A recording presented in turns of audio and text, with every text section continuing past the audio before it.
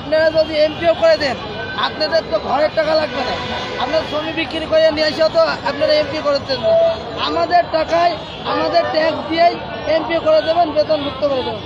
আমাদের টাকায় সারা বাংলাদেশ চলে, আমরাই তো জনগণ নাকি দেশে। প্রিয় কথা হচ্ছে, আপনারা এমপিও কিভাবে করবেন? যদি স্কুল এমপিও করে দেন, বাইরের রাষ্ট্রের থেকে যেসব প্রতিবন্ধী ভাতা আসে এইগুলো তো আপনাদের বন্ধ হয়ে যাবে। এটা তো আপনাদের ব্যবসা, এই কারণে তো আপনারা প্রতিবন্ধী স্কুল বর্তমান এমপিও করছেন না। আমরা বুঝি, আমরা ভাত খাই, আমাদের হাত আছে, ঠিক আছে, আমরা বুঝি।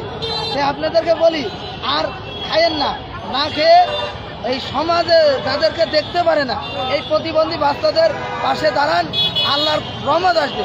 আর যদি আপনারা যদি না তাকান, ক্ষুধার গজব কিন্তু এই বাংলা জমিনে শুরু হবে, ক্ষুধার গজব।